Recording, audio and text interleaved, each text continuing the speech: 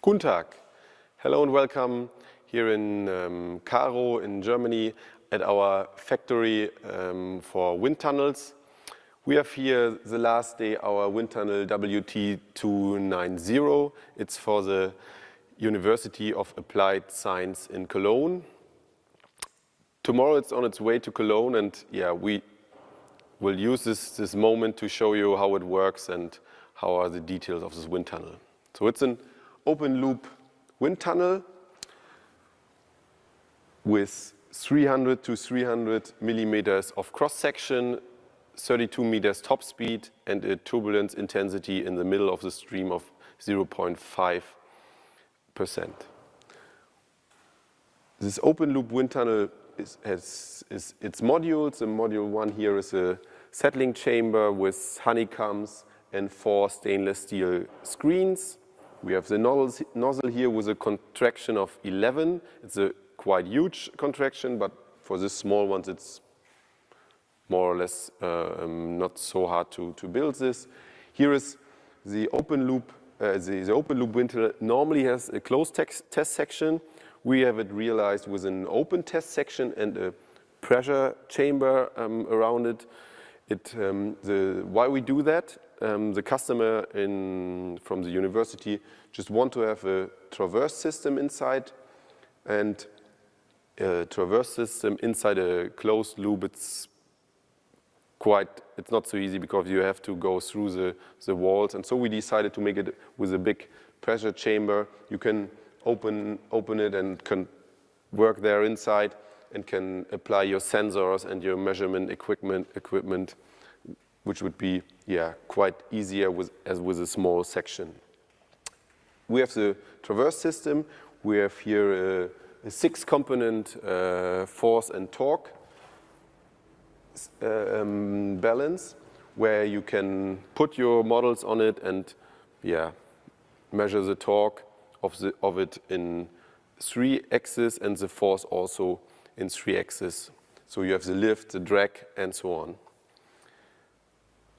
What is really necessary with this, if you have so much equipment inside, you need a data acquisition system. We have it here with 16 channels, which we can connect hot wire sensors, we can connect pressure sensors. We also connected the 6-component balance. So you have all values on your model. You can get the values on one time, and you can bring them together and analyze them. Next step here is the diffuser, which goes to the fan. Here we go from rectangular to circle. This fan is completely mechanical disconnected. You have here a spring damper inside. I think you see it. And we have also here a flexible duct to get not the vibration of the fan inside the wind tunnel, inside the traverse system, inside the measurement equipment. Here you have the power electronic. Of course, it's with a frequency converter, and yeah, you can directly. This one is movable with the wheels and so on, and because of that, you have a connector for 32 amps, which you can connect at your facility. What is to say to the last point? This is a controller. It has a touch screen where you can work with. You can push in the speed or the percentage of the fan speed. You can make the wind speed. You can regulate this, or you do it with a fan that you say, okay, fan has now 50 hertz or lower, and you have then a stable volume. If we start it here, you will hear it a bit. The frequency converter just works, and the speed here goes up. Yeah. What is really interesting in this control, it will regulate the speed as you want it, and this is quite interesting. If you change things, I will stop it for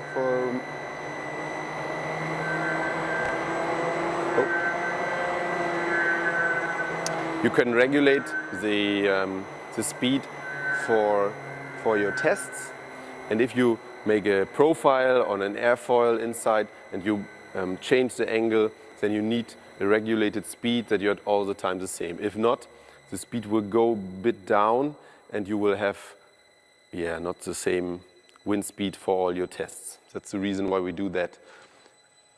What we also have inside is the traverse system, which is controlled with this one here. So if we have a look here, this is a traverse system. You can start this and find your position, make the measurement, go away, and so on. So I think what is really necessary, if you use a traverse system, just use such an airfoil profile for the cabling and for the sensor mounting. If not, you will quite be a bit unhappy with the turbulence level, because you have here some problems with the turning of the wind, which is go away, and that will bring really problems. So if using sensors in the wind stream, always uses these airfoils or some construction which is near that. Okay, I think that's it for the moment with the Windtunnel WT290. Hope it was a bit interesting, and see you soon. Bye-bye.